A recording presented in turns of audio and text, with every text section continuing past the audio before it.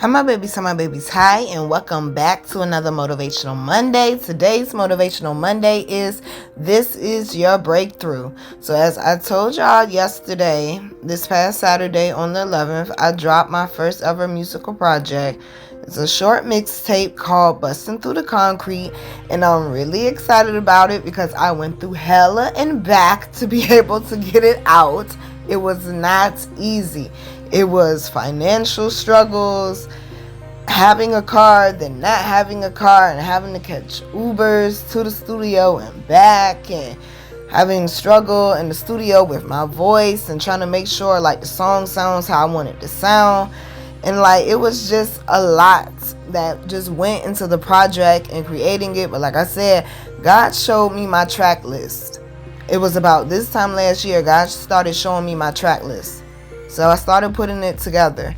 Sometimes you may not understand exactly what is going on. The goal might scare you. It might be something pushing you out your comfort zone. But if you was born to do it, if you qualified, you qualified. I've been writing since I was 4 years old. Writing music is nothing new to me. But going to the studio and performing music, that's something that I'm still getting used to. So it's something that's challenging me. But just like I tell y'all, challenges are just opportunities. That's all they are. It's just an opportunity. I thank God that I have the engineer that I have that's understanding, that's patient, and that is down to earth. She is the shit. Shout out to Hayes, man. But it's like every track tells a piece of my story. It doesn't tell my entire story, but it tells a piece of my story. It's like I've been writing, technically, this particular mixtape I started in 2020 with Shook, and from 2020 to 2022 is when I wrote majority of the mixtape. I actually wrote a lot of them songs when I was homeless. But the last song I actually wrote at the very beginning of November last year, and it's called Dead Wrong. And I was actually transmuting my energy instead of yelling or fussing or getting into it with somebody. I just came in the house and I lit a Queen Alchemy wax melt and a Queen Alchemy incense. I rolled up, I prayed, I meditated, I cried it out, I purged. And then I wrote that song in about 30-45 minutes. A week later, I went to the studio to perform it, and I allowed, not someone else's fault, I allowed myself to put other people before what I was supposed to be doing. And when I got to the studio, I felt like I ended up paying for it because I was distracted. I felt like I didn't rehearse enough like I should have. And also, that was my first time ever recording a song that was that new. Usually, when I go record a song, it's at least a month old. That was my first time recording a song that new, but not only that new, that song was so raw and so fucking real for me. I had such a hard time recording that track. It got on my nerves because the Virgo in me is a perfectionist when I'm in the studio. And listen, I'm an artist and I'm sensitive about my shit, okay? And when I say I had to record that track so many times, I had to stop to cry 3 fucking times, yo. And one of them times was when I got to the part about my day one. But it was other parts of the song, like I said, it just hit so raw for me. But even though it was hard and was challenging to record the song, it was hard to listen to the lyrics as I'm literally rapping them out of my mouth, because that's my real fucking life. That ain't no imaginary made up shit. That's my real fucking life. My music is how I transmute my energy. It's like it was putting everything into like a different perspective for me. And it was extremely uncomfortable. Extremely uncomfortable. I've never cried in the studio, especially not no 3 fucking times, y'all. I don't feel like I ever fucked up on a song that bad before either. And the reason why I did not drop my mixtape in November like I had planned to is because I wanted to re-record Dead Wrong. I started questioning myself. I didn't like the way it sounded. I'm like, it don't sound like how it sounded in my head. But me and God had a conversation and they said, go ahead, put it out. So when I decided to put it out on the 11th, I kept listening to it like every day. I'm like, it gotta be right. It gotta be right. And I'm listening to it every day. I'm like, fuck it, I'm gonna just put it out. But then I started listening to Dead Wrong, and it wasn't until the night before I dropped it when I fell in love with Dead Wrong, because I was able to appreciate it. I was able to appreciate the rawness I could hear in my voice. Plus, my voice was hoarse. So I was literally struggling to get every bar out.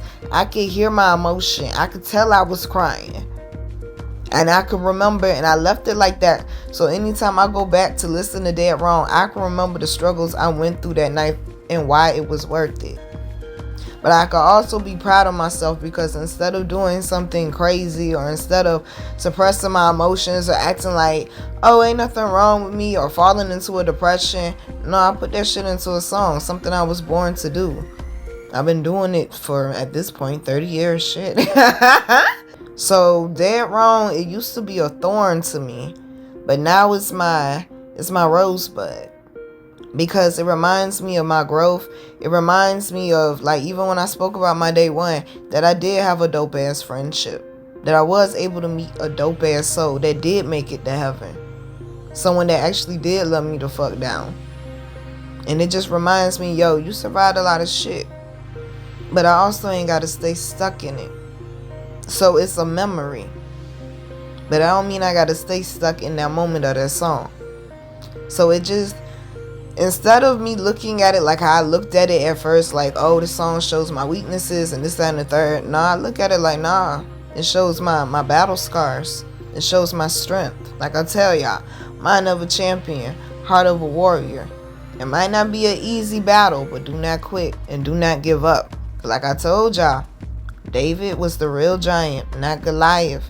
If something is in your path, an obstacle that may seem like it's out of your control, surrender and ask for guidance. And like my big sister left, I say, people only call things crazy that they don't understand. Your path may not make sense to everyone else, but neither does a rose busting through the concrete. When Tupac made that poem, he was speaking about the underdog. He was speaking about the chosen ones, the people that get the short end of the stick, but they have a good heart.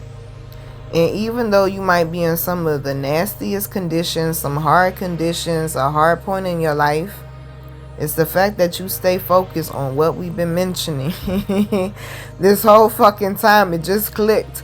The sun. That's what he said in the poem. I kept saying, what is your sun? What is the center of your universe? What is your goal? I even said that some of y'all right now, you will feel like the sun. You will feel like the center of the universe.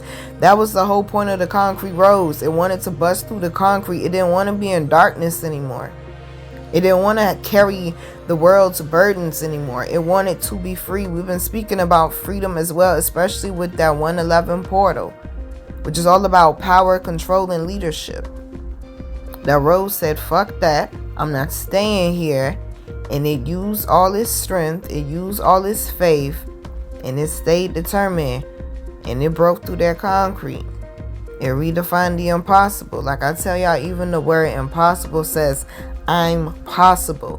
What is the giant in your life that you need to slay so this breakthrough can happen for you? Because baby, when I say you right there with your foot on the finish line, you better not throw that towel in. Like I tell y'all, God didn't give up on you, so don't give up on God. Love you, babies. Enjoy your Monday. Mwah.